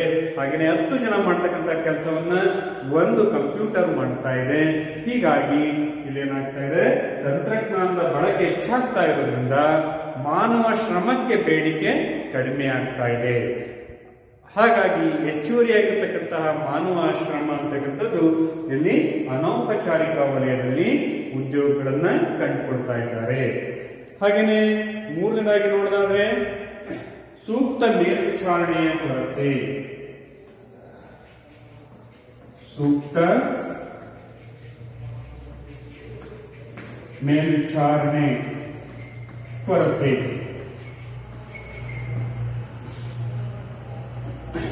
ಸೂಕ್ತವಾಗಿರ್ತಕ್ಕಂತಹ ಮೇಲ್ವಿಚಾರಣೆಯ ಕೊರತೆ ಅಂತಕ್ಕಂಥದ್ದು ಕಂಡು ಬರ್ತಾ ಇದೆ. ಅಂತ ಹೇಳಿದ್ರೆ ಈ ಸಾರ್ವಜನಿಕ ವಲಯದಲ್ಲಿರ್ತಕ್ಕಂತಹ ಉದ್ಯಮ ಸಂಸ್ಥೆಗಳನ್ನ ನಿರ್ವಹಣೆ ಮಾಡುವಲ್ಲಿ ಸಾರ್ವಜನಿಕ ವಲಯದಲ್ಲಿರ್ತಕ್ಕಂಥ ಉದ್ಯಮ ಸಂಸ್ಥೆಗಳನ್ನು ನಿರ್ವಹಿಸುವುದರಲ್ಲಿ ನಮ್ಮ ಒಂದು ಕೊರತೆ ಅಂತಕ್ಕಂಥದ್ದು ಕಂಡು ಬರ್ತಾ ಇದೆ. ಸೂಕ್ತ ಆಡಳಿತ, ಒಂದು ನೈಪುಣ್ಯತೆಯನ್ನು ಹೊಂದಿರತಕ್ಕಂಥ ಆಡಳಿತ ವ್ಯವಸ್ಥೆಗಳನ್ನು ನಾವು ನೋಡೋದಕ್ಕೆ ಸಾಧ್ಯ ಇಲ್ಲ. ಹಾಗಾಗಿ ಸಾರ್ವಜನಿಕ ವಲಯದ ಉದ್ಯಮಗಳು ನಷ್ಟವನ್ನ ಅನುಭವಿಸ್ತಾ ಇದ್ದಾವೆ. ಹಾಗಾಗಿ ಇಲ್ಲಿ ಅಲ್ಲಿರ್ತಕ್ಕಂಥ ಕಾರ್ಮಿಕರನ್ನು, ಎಷ್ಟು ಜನ ಕಾರ್ಮಿಕರನ್ನು ನೇಮಿಸ್ಕೊಬೇಕು, ಅವರಿಂದ ಹೇಗೆ ಕೆಲಸವನ್ನು ತಗೊಬೇಕು, ಅವರಿಂದ ಎಷ್ಟು ಪ್ರಮಾಣದ ಸರಕುಗಳನ್ನು ಉತ್ಪಾದನೆ ಮಾಡಬೇಕು, ಸರಕಿನ ಗುಣಮಟ್ಟ ಯಾವ ರೀತಿ ಇರಬೇಕು, ಇವೆಲ್ಲದರ ಬಗ್ಗೆ ನಿರ್ವಹಣೆ ಮಾಡಬೇಕಾಗುತ್ತದೆ. ಈ ನಿರ್ವಹಣೆಯಲ್ಲಿ ನಾವು ಹೇಳಿರೋದು ತಪ್ತಾ ಇರೋದು ಸಹ ಔಪಚಾರಿಕ ವಲಯದ ಕಾರ್ಮಿಕರ ಸಂಖ್ಯೆ ಕಡಿಮೆ ಆಗೋದಕ್ಕೆ ಮುಖ್ಯ ಕಾರಣ ಆಗಿದೆ. ಹಾಗೆಯೇ ನಾಲ್ಕನೇದಾಗಿರ್ತಕ್ಕಂಥದ್ದು ಸಂಘಟಿತ ವಲಯದ ಬಗ್ಗೆ ಸರ್ಕಾರದ ನಿರ್ಲಕ್ಷ್ಯ. ಸಂಘಟಿತ ವಲಯದ ಬಗ್ಗೆ ಸರ್ಕಾರದ ನಿರ್ಲಕ್ಷ್ಯ. ಸಂಘಟಿತ ವಲಯದ ಬಗ್ಗೆ ಸರ್ಕಾರದ ನಿರ್ಲಕ್ಷ್ಯ ಕಂಡು ಬರ್ತಾ ಇದೆ. ಅಂದ್ರೆ ಸಾರ್ವಜನಿಕ ವಲಯದಲ್ಲಿರ್ತಕ್ಕಂಥ ಉದ್ಯಮ ಸಂಸ್ಥೆಗಳ ಬಗ್ಗೆ ಇತ್ತೀಚೆಗೆ ಸರ್ಕಾರ ಒಂದು ನಿರ್ವಹಣೆ ಮಾಡೋದಕ್ಕೆ ಕಷ್ಟ ಆಗ್ತಾ ಇದೆ. ಯಾಕೆಂತ ಹೇಳಿದ್ರೆ ಭಾರತದಲ್ಲಿ ಜನಸಂಖ್ಯೆ ಹೆಚ್ಚಾಗಿದೆ, ಜನಸಂಖ್ಯೆಗೆ ಮೂಲಭೂತ ಸೌಲಭ್ಯಗಳನ್ನು ಒದಗಿಸಿಕೊಡ್ಬೇಕು. ಹಾಗಾಗಿ ಸಂಪನ್ಮೂಲಗಳನ್ನೆಲ್ಲವನ್ನೂ ಸಹ ಸರ್ಕಾರ ಏನ್ ಮಾಡ್ತಾ ಇದೆ, ಮೂಲಭೂತ ಸೌಲಭ್ಯಗಳ ಅಭಿವೃದ್ಧಿಗೆ ಹೆಚ್ಚಾಗಿ ಬಳಸ್ತಾ ಇದೆ. ಜನರಿಗೆ ಶಿಕ್ಷಣ ಕೊಡಬೇಕು, ಆರೋಗ್ಯ ಕೊಡಬೇಕು, ರಸ್ತೆಗಳು ಕೊಡಬೇಕು, ವಿದ್ಯುತ್ ಶಕ್ತಿ ಒದಗಿಸ್ಕೊಡ್ಬೇಕು, ಕುಡಿಯುವ ನೀರು ಕೊಡಬೇಕು. ಹೀಗೆ ಇವುಗಳಿಗಾಗಿಯೇ ಹೆಚ್ಚು ಸಂಪನ್ಮೂಲಗಳು ಹೋಗ್ತಾ ಇದೆ. ಸರ್ಕಾರದ ಒಟ್ಟು ಆದಾಯದಲ್ಲಿ ಮೂಲಭೂತ ಸೌಲಭ್ಯಗಳನ್ನು ಒದಗಿಸೋದಕ್ಕೆ ಹೆಚ್ಚು ಆದಾಯ ಅಂತಕ್ಕಂಥದ್ದು ಹೋಗ್ತಾ ಇದೆ. ಹಾಗಾಗಿ ಈ ಒಂದು ಸಂಘಟಿತ ವಲಯವನ್ನ ಹೆಚ್ಚು ಸಂಪನ್ಮೂಲಗಳನ್ನ ಸರ್ಕಾರಕ್ಕೆ ಕೊಡೋದಕ್ಕೆ ಸಾಧ್ಯ ಆಗ್ತಾ ಇಲ್ಲ. ಯಾಕಂದ್ರೆ ಭಾರತದಲ್ಲಿ ಈ ಒಂದು ಬಂಡವಾಳದ ಕೊರತೆ ಅಂತಕ್ಕಂಥದ್ದು ಕಂಡು ಬರ್ತಾ ಇದೆ. ಇದರಿಂದಾಗಿ ಇಲ್ಲಿ ಸಂಘಟಿತ ವಲಯದ ಬಗ್ಗೆ ಸರ್ಕಾರ ಸ್ವಲ್ಪ ಒಂದು ನಿರ್ಲಕ್ಷ್ಯ ಧೋರಣೆಯನ್ನ ಕಾಣ್ತಾ ಇದೆ. ಅದಕ್ಕೆ ಮುಖ್ಯ ಕಾರಣ ಏನು ಅಂತ ಹೇಳಿದ್ರೆ, ಭಾರತದಲ್ಲಿ ಜನಸಂಖ್ಯೆ ಹೆಚ್ಚಾಗ್ತಾ ಇದೆ. ಹೆಚ್ಚಾದ ಪರಿಣಾಮ ಸರ್ಕಾರದ ಬಳಿ ಇರ್ತಕ್ಕಂಥ ಆದಾಯದ ಮೂಲಗಳು ಅಥವಾ ಹಣಕಾಸಿನ ಸಂಪನ್ಮೂಲಗಳು ಜನರಿಗೆ ಬೇಕಾಗಿರ್ತಕ್ಕಂಥ ಮೂಲಭೂತ ಸೌಲಭ್ಯಗಳ ಕಡೆಗೆ ಹರಿದು ಹೋಗ್ತಾ ಇದೆ. ಹೀಗಾಗಿ ಇಲ್ಲೇನಾಗ್ತಾ ಇದೆ, ಔಪಚಾರಿಕ ವಲಯದಲ್ಲಿ ಕಾರ್ಮಿಕರ ಸಂಖ್ಯೆ ಕಡಿಮೆ ಆಗೋದಕ್ಕೆ ಮುಖ್ಯ ಕಾರಣವಾಗಿರ್ತಕ್ಕಂತಹ ಅಂಶಗಳಾಗಿದ್ದಾವೆ. ಇಷ್ಟು ಔಪಚಾರಿಕ ವಲಯದಲ್ಲಿ ಕಾರ್ಮಿಕರು ಕಡಿಮೆ ಆಗೋದಕ್ಕೆ ಮುಖ್ಯ ಕಾರಣಗಳನ್ನ ನಾವು ನೋಡ್ಬೋದು. ಇನ್ನು ನೆಕ್ಸ್ಟ್ ಮತ್ತೊಂದು ಪರಿಕಲ್ಪನೆ, ಕೊನೆಯದಾಗಿರ್ತಕ್ಕಂತಹ ಒಂದು ಪರಿಕಲ್ಪನೆಯನ್ನು ನಾವು ನೋಡ್ಬೋದು, ನಿರುದ್ಯೋಗ.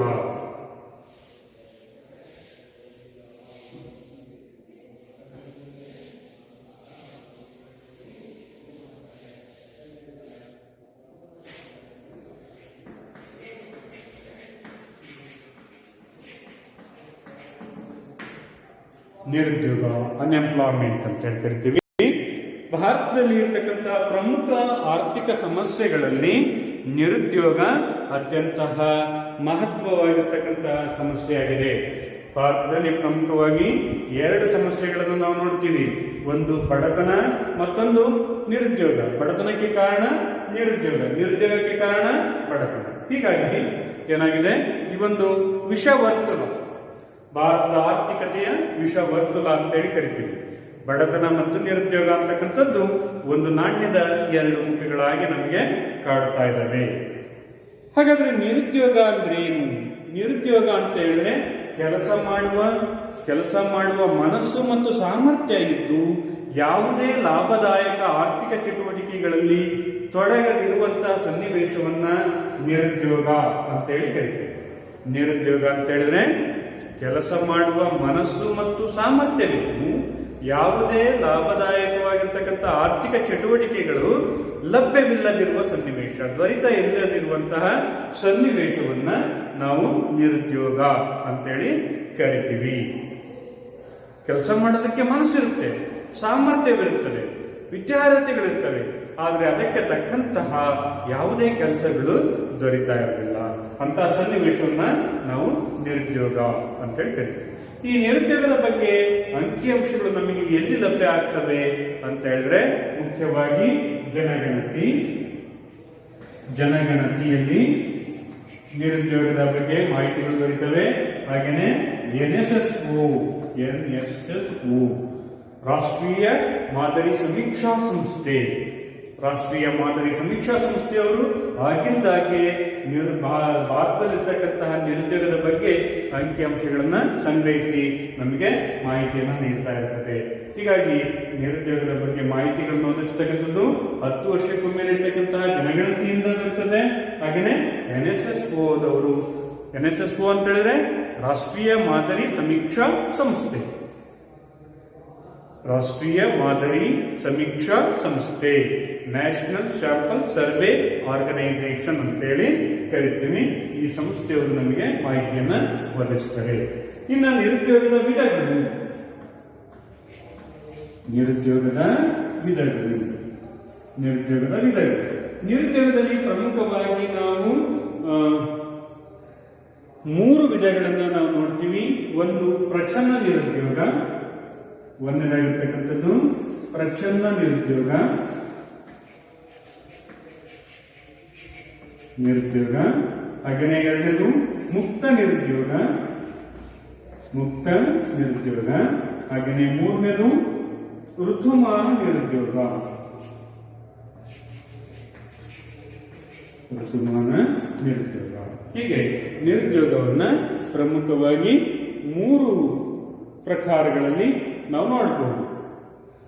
ಪ್ರಚ್ಛನ್ನ ನಿರುದ್ಯೋಗ ಅಂತ ಹೇಳಿದ್ರೆ ಮೇಲ್ನೋಟಕ್ಕೆ ನಮಗೆ ಉದ್ಯೋಗದಲ್ಲಿದ್ದಂತೆ ಕಂಡು ಬಂದರೂ ಸಹ ಅಲ್ಲಿರ್ತಕ್ಕಂತಹ ಉದ್ಯೋಗಿಗಳ ಸೀಮಾಂತ ಉತ್ಪಾದಕತೆ ಶೂನ್ಯವಾಗಿದ್ದರೆ ಅದನ್ನ ಪ್ರಚ್ಛನ್ನ ನಿರುದ್ಯೋಗ ಅಂತ ಹೇಳ್ತೇವೆ. ಪ್ರಚ್ಛನ್ನ ನಿರುದ್ಯೋಗ ಅಂತ ಹೇಳಿದ್ರೆ ನಮಗೆ ಮೇಲೆ ಅವರು ಕೆಲಸ ಮಾಡ್ದಂಗೆ ಕಾಣ್ತಾರೆ, ಆದರೆ ಅವರ ಉತ್ಪನ್ನದ ಪ್ರಮಾಣ ಏನಾಗಿರ್ತದೆ, ಶೂನ್ಯವಾಗಿರ್ತದೆ. ಅಂತಹ ಒಂದು ಸನ್ನಿವೇಶವನ್ನ ನಾವೆಂತ ಕರಿತೀವಿ, ಪ್ರಚ್ಛನ್ನ ನಿರುದ್ಯೋಗ ಅಂತ ಹೇಳಿ ಕರಿತೀವಿ. ಈಗ ಉದಾಹರಣೆಗೆ ನಾವು ನೋಡೋದಾದ್ರೆ, ಒಂದು ಕೆಲಸವನ್ನ 10 ಜನ ಮಾಡ್ತಾ ಇರ್ತಾರೆ. ಒಂದು ನಿರ್ದಿಷ್ಟವಾಗಿರ್ತಕ್ಕಂಥ ಕೆಲಸವನ್ನ, ಅಥವಾ ಯಾವುದೋ ಒಂದು ಎಕರೆ ಭೂಮಿಯನ್ನ ಉಳುಮೆ ಮಾಡ್ತಾ ಇದ್ದಾರೆ, ಅಲ್ಲಿ ರೈತ ಬೆಳೆ ಬೆಳೀತಾ ಇದ್ದಾನೆ ಅಂತ ಇಟ್ಕೊಳ್ಳೋಣ. ಆ ಒಂದು ಎಕರೆ ಭೂಮಿಯಲ್ಲಿ 10 ಜನ ಕಾರ್ಮಿಕರು ಕೆಲಸ ಮಾಡ್ತಾ ಇದ್ದಾರೆ. ಆ 10 ಜನನು 1 ಎಕರೆಯಲ್ಲಿ ಕೆಲಸ ಮಾಡ್ತಾನೆ ಇರ್ತಾರೆ. ನಮಗೆ ಮೇಲ್ನೋಟಕ್ಕೆ ಅವರು ಕೆಲಸ ಮಾಡ್ತಾ ಹಾಗೆ ಕಾಣಿಸುತ್ತೆ, ಆದರೆ ಅವರ ಉತ್ಪಾದಕತೆ ಆ 10 ಜನಕ್ಕೆ ಪ್ರತಿಯೊಬ್ಬರ ಉತ್ಪಾದಕತೆಗೆ ಹೋಲಿಸ್ಕೊಂಡ್ರೆ ಅಲ್ಲಿ ಉತ್ಪಾದಕತೆ ಅಂತಕ್ಕಂಥದ್ದು ಏನಾಗಿರ್ತದೆ, ಶೂನ್ಯವಾಗಿರುತ್ತದೆ. ಅದರಿಂದ ಬರ್ತಕ್ಕಂಥ ರಿಟರ್ನ್ಸ್ ಏನಿದೆ, 10 ಜನ ಕೆಲಸ ಮಾಡಿದ್ರು ಆದಾಯ ಹೆಚ್ಚಾಗುತ್ತಾನೆ, ಆದರೆ ಆದಾಯ ಹೆಚ್ಚಾಗುವುದಿಲ್ಲ. ಅಂದ್ರೆ ಉತ್ಪಾದಕತೆ ಶೂನ್ಯವಾಗಿರುತ್ತೆ. ಅಲ್ಲಿ 10 ಜನ ಕೆಲಸ ಮಾಡ್ತಾ ಇರ್ತಕ್ಕಂಥ ಜನರಲ್ಲಿ ನಾವು ಒಂದು 4 ಜನನ ಅಥವಾ 6 ಜನನ ಕೆಲಸದಿಂದ ತೆಗೆದು, ಆಗ ಉಳಿದಂತ 4 ಜನ ಎಷ್ಟು ಕೆಲಸ ಮಾಡಿದ್ರು ಅಷ್ಟೇ ಆದಾಯ. ಇವರು 6 ಜನ ಹೋಗಿ ಸೇರ್ಕೊಂಡ್ರು ಸಹ ಅಷ್ಟೇ ಆದಾಯ. ಇಲ್ಲಿ 4 ಜನ ಸೇರಿ 10,000 ರೂಪಾಯಿ ಆದಾಯ ನೀಡ್ತಾ ಇದ್ದಾರೆ. ಹಾಗೆಯೇ 10 ಜನ ಸೇರಿ 10,000 ರೂಪಾಯಿ ಆದಾಯವನ್ನು ನೀಡುತ್ತಾರೆ. 4 ಜನ ಕಾರ್ಮಿಕರು 1 ಎಕರೆ ಭೂಮಿಯಲ್ಲಿ 10,000 ರೂಪಾಯಿ ಆದಾಯ. ಅದೇ 1 ಎಕರೆಯಲ್ಲಿ ಆ 4 ಜನರ ಜೊತೆ ಇನ್ನೂ 6 ಜನ ಸೇರಿಸಿದ್ರೆ ಅವ್ರು ಸೇರಿಸಿದ್ರು ಸಹ ಅವ್ರ ಆದಾಯ ಎಷ್ಟಾಗಿರುತ್ತೆ, 10,000 ರೂಪಾಯಿ. ಅಂದ್ರೆ ಹೆಚ್ಚುವರಿಯಾಗಿ ಕಾರ್ಮಿಕರು ಸೇರ್ಕೊಂಡ್ರು ಸಹ ಅಲ್ಲಿ ಆದಾಯ ಅಂತಕ್ಕಂಥದ್ದು ಶೂನ್ಯವಾಗಿರುತ್ತದೆ. ಉತ್ಪಾದಕತೆ ಶೂನ್ಯವಾಗಿರುವಂತಹ ಸನ್ನಿವೇಶವನ್ನ ಪ್ರಚ್ಛನ್ನ ನಿರುದ್ಯೋಗ ಅಂತೇಳಿ ಕರಿತೀವಿ. ಈ ಪ್ರಚ್ಛನ್ನ ನಿರುದ್ಯೋಗ ಸಾಮಾನ್ಯವಾಗಿ ಕೃಷಿ ಕ್ಷೇತ್ರದಲ್ಲಿ ಕಂಡುಬರುತ್ತದೆ. ಕೃಷಿ ಕ್ಷೇತ್ರದಲ್ಲಿ ಕಂಡುಬರುತ್ತದೆ. ಹಾಗೆಯೇ ಇಲ್ಲಿ ಅಗತ್ಯಕ್ಕಿಂತ ಅಧಿಕ ಕಾರ್ಮಿಕರು ಕೆಲಸವನ್ನು ನಿರ್ವಹಿಸ್ತಾ ಇರ್ತಾರೆ. ಪ್ರಚ್ಛನ್ನ ನಿರುದ್ಯೋಗ ಎಲ್ಲಿ ಕಂಡುಬರುತ್ತದೆ? ಕೃಷಿ ಕ್ಷೇತ್ರದಲ್ಲಿ ಕಂಡುಬರುತ್ತದೆ. ಕೃಷಿ ಕ್ಷೇತ್ರದಲ್ಲಿ ಸಾಮಾನ್ಯವಾಗಿ ಎಲ್ಲರೂ ಕೆಲಸ ಮಾಡ್ತಾರೆ ಕಾಣ್ತಾರೆ. ಒಬ್ರು ಆಕಳು ಮೇಯಿಸ್ತಕ್ಕಂಥದ್ದು, ಅಥವಾ ಎಮ್ಮೆ ದನ ಕರು ಮೇಯಿಸ್ತಕ್ಕಂಥದ್ದು, ಸಗಣಿ ಹಾಕ್ತಕ್ಕಂಥದ್ದು, ಅಥವಾ ಕಳೆ ಕಿರ್ತಕ್ಕಂಥದ್ದು ಎಲ್ಲ ಕೆಲಸ ಮಾಡ್ತಾ ಇರ್ತಾರೆ. ಆದರೆ ಆದಾಯ ಮಾತ್ರ ಹೆಚ್ಚಾಗ್ತಾ ಇರೋದಿಲ್ಲ. ಹಾಗಾಗಿ ಇಂತಹ ಪ್ರಚ್ಛನ್ನ ನಿರುದ್ಯೋಗ ಎಲ್ಲಿ ಕಂಡು ಬರುತ್ತದೆ? ಕೃಷಿ ಕ್ಷೇತ್ರದಲ್ಲಿ ಕಂಡು ಬರ್ತಾ ಇರುತ್ತೆ. ಹಾಗೆಯೇ ಅಗತ್ಯಕ್ಕಿಂತ ಹೆಚ್ಚು ಜನರು ಕೆಲಸ ಮಾಡ್ತಾರೆ. ಆ 1 ಎಕರೆ ಭೂಮಿಯನ್ನ ಇಬ್ಬರಾದ್ರೂ ಸಾಕು, ಮನೆಯಲ್ಲಿರ್ತಕ್ಕಂಥ ಇಬ್ಬರಾದ್ರೂ ಕೆಲಸವನ್ನು ನಿರ್ವಹಿಸಬಹುದು, ಅಷ್ಟೇ ಆದಾಯ. ಹೆಚ್ಚುವರಿಯಾಗಿರ್ತಕ್ಕಂಥ ಶ್ರಮ ಅಲ್ಲಿರೋ ಅವಶ್ಯಕತೆ ಇಲ್ಲ. ಹಾಗಾಗಿ ಒಂದು ಕೆಲಸವನ್ನು ಅಗತ್ಯಕ್ಕಿಂತ ಹೆಚ್ಚು ಕಾರ್ಮಿಕರು ಆ ಕೆಲಸವನ್ನು ನಿರ್ವಹಿಸ್ತಾ ಇರ್ತಾರೆ. ಅವಾಗ ಅವ್ರೇನಾಗ್ತಾರೆ? ಪ್ರಚ್ಛನ್ನ ನಿರುದ್ಯೋಗಿಗಳು ಆಗ್ತಾರೆ. ಇನ್ನ ಎರಡನೇದಾಗಿರ್ತಕ್ಕಂಥದ್ದು ಮುಕ್ತ ನಿರುದ್ಯೋಗ. ಮುಕ್ತ ನಿರುದ್ಯೋಗ ಅಂತ ಹೇಳಿದ್ರೆ ಬಹುದೊಡ್ಡ ಸಂಖ್ಯೆಯ ಶ್ರಮಿಕ ವರ್ಗವು ನಿರಂತರ ಆದಾಯವನ್ನು ತಂದುಕೊಡುವಂತಹ ಯಾವುದೇ ಕೆಲಸದ ಅವಕಾಶಗಳನ್ನ ಹೊಂದದೇ ಇದ್ರೆ ಅವರನ್ನ ಮುಕ್ತ ನಿರುದ್ಯೋಗ ಅಂತ ಹೇಳ್ತಾರೆ. ಒಂದು ದೇಶದಲ್ಲಿರ್ತಕ್ಕಂಥ ಬಹಳಷ್ಟು ಶ್ರಮಿಕ ವರ್ಗವು ಯಾವುದೇ ಆದಾಯದ ಮೂಲಗಳಿಂದ ಇರತಕ್ಕಂತಹ ಒಂದು ಉದ್ಯೋಗದಲ್ಲಿ ತೊಡಗಿದ್ರೆ ಅದನ್ನ ಮುಕ್ತ ನಿರುದ್ಯೋಗ ಅಂತೇಳಿ ಕರಿತೀವಿ. ಈ ಮುಕ್ತ ನಿರುದ್ಯೋಗ ಇದು ಸಹ ಸಾಮಾನ್ಯವಾಗಿ ಕೃಷಿ ಕ್ಷೇತ್ರದಲ್ಲೇ ಕಂಡುಬರುತ್ತದೆ. ಸರಿ, ಮುಕ್ತ ನಿರುದ್ಯೋಗ ಅಂತಕ್ಕಂಥದ್ದು ಆರ್ಥಿಕ ಆವರ್ತಗಳಿಂದಾಗಿ ಸಂಭವಿಸ್ತಕ್ಕಂಥದ್ದು. ಮುಕ್ತ ನಿರುದ್ಯೋಗ ಆರ್ಥಿಕ ಆವರ್ತಗಳು ಅಂತ ಕರಿತೀವಿ. ಆರ್ಥಿಕ ಅಥವಾ ಆರ್ಥಿಕ ಹಿಂಜರಿತ ಆದಾಗ, ಆರ್ಥಿಕ ಬಿಕ್ಕಟ್ಟುಗಳು ಸಂಭವಿಸಿದಾಗ ಇಂತಹ ಮುಕ್ತ ನಿರುದ್ಯೋಗಗಳನ್ನು ನಾವು ನೋಡೋದಕ್ಕೆ ಸಾಧ್ಯತೆ ಇರುತ್ತದೆ. ಈಗ ಉದಾಹರಣೆಗೆ ಕೊರೋನಾ ಬಂತು, ಈ ವರ್ಷ 2020 ಫೆಬ್ರವರಿ ಅಥವಾ ಮಾರ್ಚ್ ತಿಂಗಳಿಂದ ಕೊರೋನಾ ಬಂತು. ಬಹಳಷ್ಟು ಜನ ಕೆಲಸವಿಲ್ಲದೆ ಮನೆಯಲ್ಲಿತ್ತು. ಇದನ್ನು ನಾವೆಂತ ನಿರುದ್ಯೋಗ ಅಂತ ಕರಿತೀವಿ? ಮುಕ್ತ ನಿರುದ್ಯೋಗ. ಯಾವುದೇ ಸಂಕಷ್ಟಗಳು ಅಥವಾ ಪ್ರವಾಹ ಬಂದಾಗ ಅಥವಾ ಬರಗಾಲಗಳು ಬಂದಾಗ ಅಥವಾ ಆರ್ಥಿಕ ಹಿಂಜರಿತೆಗಳು ಸಂಭವಿಸಿದಾಗ ಅಥವಾ ಪ್ರಕೃತಿಯ ಒಂದು ವಿಕೋಪಗಳಾದಂತಹ ಸಂದರ್ಭದಲ್ಲಿ ಈ ಮುಕ್ತ ನಿರುದ್ಯೋಗಗಳನ್ನು ನಾವು ನೋಡೋದಕ್ಕೆ ಸಾಧ್ಯತೆ ಇರ್ತದೆ. ಇನ್ನು ಋತುಮಾನ ನಿರುದ್ಯೋಗ ಅಂತ ಹೇಳಿದ್ರೆ ವರ್ಷದ ಕೆಲವು ಋತುಗಳಲ್ಲಿ ಮಾತ್ರ ಉದ್ಯೋಗವನ್ನ ಕಂಡುಕೊಂಡು ಉಳಿದ ಋತುಗಳಲ್ಲಿ ನಿರುದ್ಯೋಗಿಗಳಾಗಿದ್ರೆ ಅದನ್ನ ಋತುಮಾನ ನಿರುದ್ಯೋಗ ಅಂತ ಹೇಳಿ ಕರಿತೀವಿ. ಇನ್ನು ನಿರುದ್ಯೋಗಕ್ಕೆ ಕಾರಣಗಳು.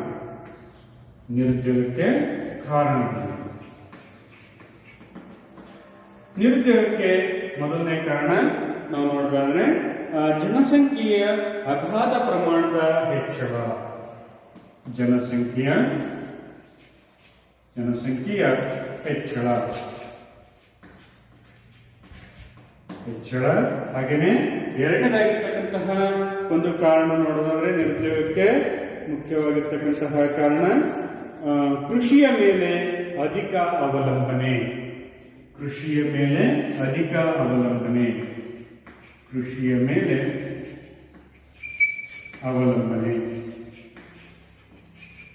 ಹಾಗೇನೆ ಮೂರನೇದಾಗಿರ್ತಕ್ಕಂಥದ್ದು ದೋಷಪೂರಿತ ಶಿಕ್ಷಣ ಪದ್ಧತಿ.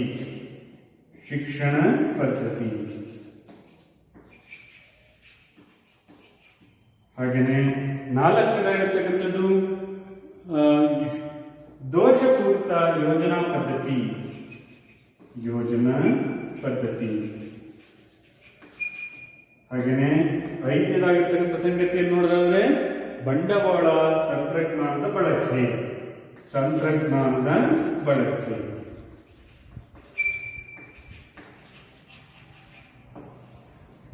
ಭಾರತದಲ್ಲಿ ಜನಸಂಖ್ಯೆ ಹೆಚ್ಚಾಗಿದ್ದರ ಪರಿಣಾಮ ದುಡಿಯುವ ವರ್ಗದ ಸಂಖ್ಯೆ ಹೆಚ್ಚಾಯಿತು. ದುಡಿಯುವ ವರ್ಗದ ಸಂಖ್ಯೆ ಹೆಚ್ಚಾದಾಗ ಆ ಬೇಡಿಕೆ ಬರಲಿಲ್ಲ ಅಂತ ಹೇಳಿದ್ರೆ ಶ್ರಮಬಲಕ್ಕೆ ಬೇಡಿಕೆ ಕಂಡು ಬರೋದಿಲ್ಲ. ಆಗ ಏನಾಗುತ್ತೆ? ನಿರುದ್ಯೋಗ ಅಂತಕ್ಕಂಥದ್ದು ಕಂಡು ಬರುತ್ತೆ. ಇನ್ನು ಎರಡನೇದಾಗಿರ್ತಕ್ಕಂಥದ್ದು ಕೃಷಿಯ ಮೇಲೆ ಅಧಿಕ ಜನಸಂಖ್ಯೆ ಇದೆ. ಗ್ರಾಮೀಣ ಪ್ರದೇಶದಲ್ಲಿ 69% ಜನರು ಗ್ರಾಮೀಣ ಪ್ರದೇಶದಲ್ಲಿ ವಾಸವಾಗಿದ್ದಾರೆ. ಅದರಲ್ಲಿ 48-49% ಜನ ಕೃಷಿಯ ಮೇಲೆ ಅವಲಂಬಿಸಿದೆ. ಬಹುದೊಡ್ಡ ಶ್ರಮಬಲ ಕೃಷಿಯನ್ನು ಅವಲಂಬಿಸಿದೆ. ಕೃಷಿ ಎಲ್ಲರಿಗೂ ಸಹ ಉದ್ಯೋಗ ಕೊಡೋದಕ್ಕೆ ಸಾಮರ್ಥ್ಯವನ್ನು ಹೊಂದಿಲ್ಲ. ಆದ್ರಿಂದಾಗಿ ನಿರುದ್ಯೋಗ ಕಂಡು ಬರ್ತಾ ಇದೆ. ಇನ್ನು ಶಿಕ್ಷಣ ಪದ್ಧತಿಗಳು, ಭಾರತದಲ್ಲಿರ್ತಕ್ಕಂಥ ಪ್ರಸಕ್ತ ಶಿಕ್ಷಣ ಪದ್ಧತಿಗಳಿಂದ ಕೇವಲ ಜ್ಞಾನವನ್ನ ಹೆಚ್ಚಿಸ್ಕೊಬಹುದು.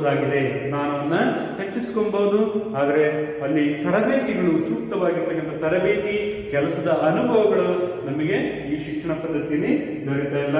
ಹಾಗಾಗಿ ಇಲ್ಲಿ ನಿರುದ್ಯೋಗದ ಸಮಸ್ಯೆ ಇರ್ತಕ್ಕಂಥದ್ದು ಕಂಡು ಬರ್ತಾ ಇದೆ.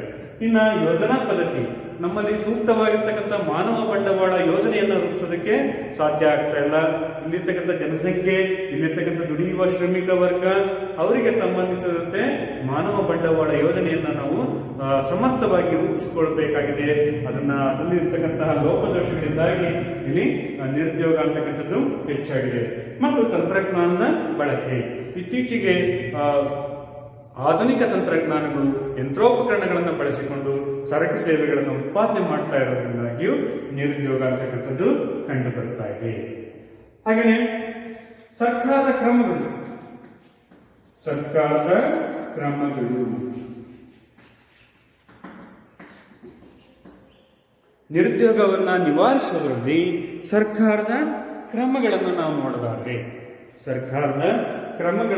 ನೋಡೋದಾದ್ರೆ ಮೊದಲನೇದಾಗಿರ್ತಕ್ಕಂಥದ್ದು ಸಾಮಾಜಿಕ ಅಭಿವೃದ್ಧಿ ಕಾರ್ಯಕ್ರಮಗಳ ಅನುಷ್ಠಾನ. ಸಾಮಾಜಿಕ ಅಭಿವೃದ್ಧಿ ಕಾರ್ಯಕ್ರಮಗಳನ್ನ ಅನುಷ್ಠಾನಗೊಳಿಸ್ತಾ ಇದೆ. ಸಾಮಾಜಿಕ ಅಭಿವೃದ್ಧಿ ಅಂತ ಹೇಳಿದ್ರೆ ಜನರಿಗೆ ಬೇಕಾಗಿರ್ತಕ್ಕಂಥ ಮೂಲಭೂತ ಸೌಲಭ್ಯಗಳು, ಶಿಕ್ಷಣ, ಆರೋಗ್ಯ, ರಸ್ತೆಗಳು, ಚರಂಡಿ ವ್ಯವಸ್ಥೆ, ವಿದ್ಯುತ್ ಉತ್ಪಾದನೆ, ಇವುಗಳನ್ನ ಸರ್ಕಾರ ಒದಗಿಸಿ ಕೊಡ್ತಾ ಇದೆ. ಹಾಗೆಯೇ ಗೃಹ ನಿರ್ಮಾಣ ಅಂದ್ರೆ ಬಡತನವನ್ನು ನಿವಾರಿಸೋದಕ್ಕೆ ಬೇಕಾಗಿರ್ತಕ್ಕಂತಹ ಎಲ್ಲ ಮೂಲಭೂತ ಸೌಲಭ್ಯಗಳನ್ನು ಒದಗಿಸಿ ಕೊಡೋದ್ರಿಂದ ಅಲ್ಲಿ ಸಾಮಾಜಿಕ ಅಭಿವೃದ್ಧಿ ಆಗುತ್ತೆ. ಸಾಮಾಜಿಕ ಅಭಿವೃದ್ಧಿ ಆದರೆ ಅವರು ಒಂದು ಉದ್ಯೋಗವನ್ನು ಪಡೆಯೋದಕ್ಕೆ ಸಾಧ್ಯ ಆಗುತ್ತದೆ. ಉದಾಹರಣೆಗೆ ಶಿಕ್ಷಣವನ್ನು ನೀಡೋದ್ರಿಂದ ಅವರು ಉದ್ಯೋಗವನ್ನು ಪಡೆಯೋದಕ್ಕೆ ಸಾಧ್ಯ ಆಗುತ್ತದೆ. ಹೀಗಾಗಿ ಸರ್ಕಾರ ಇವುಗಳಿಗಾಗಿ ಸಾಮಾಜಿಕ ಅಭಿವೃದ್ಧಿಗಾಗಿ ಹೆಚ್ಚು ಹಣವನ್ನು ವ್ಯಯಿಸೋದ್ರ ಮೂಲಕ ನಿರುದ್ಯೋಗವನ್ನು ಕಡಿಮೆ ಮಾಡೋದಕ್ಕೆ ಸರ್ಕಾರ ಕ್ರಮಗಳನ್ನು ಕೈಗೊಂಡಿದೆ. ಹಾಗೆಯೇ ಎರಡನೇದಾಗಿರ್ತಕ್ಕಂಥದ್ದು ಸಣ್ಣ ಕೈಗಾರಿಕೆಗಳ ಅಭಿವೃದ್ಧಿ ಅಥವಾ ಗೃಹ ಕೈಗಾರಿಕೆಗಳ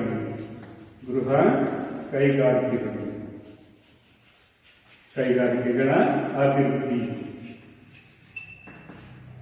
ಗೃಹ ಕೈಗಾರಿಕೆಗಳ ಅಭಿವೃದ್ಧಿ ಕರಕುಶಲ ವಸ್ತುಗಳ ತಯಾರಿಕೆ ಇರ್ಬೋದು, ಹಾಗೆ ಗೊಂಬೆ ತಯಾರಿಕೆ, ಚಾಪೆ ಕೈಗಾರಿಕೆ, ಚಾಪೆ ಹಿಡಿತಕ್ಕಂಥದ್ದು, ಕಂಬಾರಿಕೆ, ಅಕ್ಕಸಾಲಿಕೆ, ಇವುಗಳನ್ನ ಗೃಹ ಕೈಗಾರಿಕೆಗಳನ್ನ ಹೆಚ್ಚು ಸ್ಥಾಪನೆ ಮಾಡೋದು, ಅವುಗಳನ್ನು ಅಭಿವೃದ್ಧಿಪಡಿಸೋದಕ್ಕೆ ಸರ್ಕಾರ ಹಣಕಾಸಿನ ನೆರವನ್ನ ನೀಡ್ತಾ ಇದೆ. ಇದರಿಂದಾಗಿ ನಿರುದ್ಯೋಗ ಅಂತಕ್ಕಂಥದ್ದು ಕಡಿಮೆ ಮಾಡೋದಕ್ಕೆ ಸರ್ಕಾರ ಕ್ರಮಗಳನ್ನ ಕೈಗೊಂಡಿದೆ.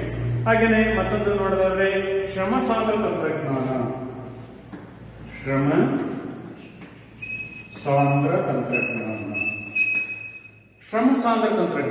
ಯಂತ್ರೋಪಕರಣಗಳಿಗಿಂತ ಹೆಚ್ಚಾಗಿ ಮಾನವ ಶ್ರಮವನ್ನೇ ಬಳಸಿಕೊಂಡು ಸರಕುಗಳನ್ನು ಉತ್ಪಾದಿಸುವಂತಹ ತಂತ್ರಜ್ಞಾನಗಳನ್ನ ಸರ್ಕಾರ ಅಭಿವೃದ್ಧಿಪಡಿಸ್ತಾ ಇದೆ. ಇದಕ್ಕಾಗಿ MGNREGP ನೋಡಬಹುದು. ಉದ್ಯೋಗ ಖಾತ್ರಿ ಯೋಜನೆಯಲ್ಲಿ ಮಾನವ ಶ್ರಮಕ್ಕೆ ಹೆಚ್ಚಿನ ಮಹತ್ವ ನೀಡಲಾಗ್ತಾ ಇದೆ. ಯಾಕೆ ಅಂತ ಹೇಳಿದ್ರೆ ಇಲ್ಲಿ ನಿರುದ್ಯೋಗವನ್ನು ನಿವಾರಿಸುವುದು ಸರ್ಕಾರದ ಮುಖ್ಯ ಉದ್ದೇಶವಾಗಿದೆ. ಹಾಗೆಯೇ ಸ್ವಯಂ ಉದ್ಯೋಗಕ್ಕೆ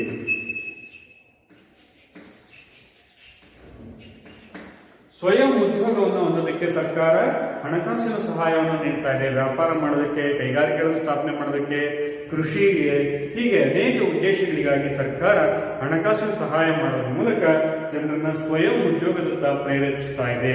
ಇದು ಸಹ ನಿರುದ್ಯೋಗ ಕಡಿಮೆ ಮಾಡೋದಕ್ಕೆ ಸರ್ಕಾರ ಕೈಗೊಂಡಂತಹ ಕ್ರಮಗಳು. ನಂತರ ಕೈಗಾರಿಕೆಗಳ ವಿಕೇಂದ್ರೀಕರಣವನ್ನ ಗೊಳಿಸ್ತಾ ಇದೆ. ಹಿಂದುಳಿದ ಪ್ರದೇಶದಲ್ಲಿ ಹೆಚ್ಚು ಕೈಗಾರಿಕೆಗಳನ್ನು ಸ್ಥಾಪನೆ ಮಾಡೋದು ಸರ್ಕಾರದ ಮುಖ್ಯ ಉದ್ದೇಶ ಆಗ್ತಾ ಇದೆ. ಹಾಗಾಗಿ ಇಲ್ಲಿ ಹೆಚ್ಚು ಕೈಗಾರಿಕೆಗಳು ಹಿಂದುಳಿದ ಪ್ರದೇಶಗಳಿಗೆ ಬಂದ್ರೆ ಅಲ್ಲಿರ್ತಕ್ಕಂಥ ನಿರುದ್ಯೋಗದ ಸಮಸ್ಯೆಗೆ ನಿವಾರಣೆ ಆಗುತ್ತದೆ. ಹಾಗೆಯೇ ಕೃಷಿ ಸಂಬಂಧಿ ಚಟುವಟಿಕೆಗಳ ಒಂದು ಪ್ರೋತ್ಸಾಹ. ಕೃಷಿಗೆ ಸಂಬಂಧಿಸಿದಂತಹ ಹೈನುಗಾರಿಕೆ, ತೋಟಗಾರಿಕೆ, ಮೀನುಗಾರಿಕೆ, ಹಾಗೇನೆ ಪುಷ್ಪೋದ್ಯಮಗಳು, ಇವುಗಳಿಗೆ ಹೆಚ್ಚಿನ ಆದ್ಯತೆಯನ್ನು ಸರ್ಕಾರ ನೀಡ್ತಾ ಇದೆ. ಇದರಿಂದಾಗಿ ಉದ್ಯೋಗ ಅವಕಾಶಗಳು ಹೆಚ್ಚು ಲಭ್ಯ ಆಗ್ತವೆ. ಹೀಗೆ ಸರ್ಕಾರ ನಿರುದ್ಯೋಗವನ್ನು ನಿವಾರಿಸಲು ಹಲವಾರು ಕ್ರಮಗಳನ್ನು ಕೈಗೊಂಡಿದೆ. ಇಷ್ಟು ಈ ಅಧ್ಯಾಯದಲ್ಲಿ ನಾವು ನೋಡಬಹುದು. ಅಧ್ಯಾಯ 7ರಲ್ಲಿ ಉದ್ಯೋಗ ಬೆಳವಣಿಗೆ, ಅನೌಪಚಾರೀಕರಣದ ಮತ್ತು ಇತರೆ ಸಮಸ್ಯೆಗಳು. ಭಾರತದ ಶ್ರಮಬಲದ ಅನೌಪಚಾರೀಕರಣ, ಔಪಚಾರಿಕ ಕಾರ್ಮಿಕರು ಮತ್ತು ಅನೌಪಚಾರಿಕ ಕಾರ್ಮಿಕರ ನಡುವೆ ಇರತಕ್ಕಂಥ ವ್ಯತ್ಯಾಸ, ಔಪಚಾರಿಕ ಕಾರ್ಮಿಕರು ಕಡಿಮೆ ಆಗಲು ಇರತಕ್ಕಂಥ ಕಾರಣಗಳು, ಹಾಗೆಯೇ ನಿರುದ್ಯೋಗ ಅಂದ್ರೆ ಏನು, ನಿರುದ್ಯೋಗದ ವಿಧಗಳು, ನಿರುದ್ಯೋಗದ ಕಾರಣಗಳು, ಹಾಗೆಯೇ ಸರ್ಕಾರ ನಿರುದ್ಯೋಗವನ್ನು ನಿವಾರಿಸಲು ಸರ್ಕಾರ ಕೈಗೊಂಡಂತಹ ಕಾರ್ಯಕ್ರಮಗಳು. ಇಷ್ಟು ಈ ಅಧ್ಯಾಯದಲ್ಲಿ ನಾವು ನೋಡಬಹುದು. Thank you.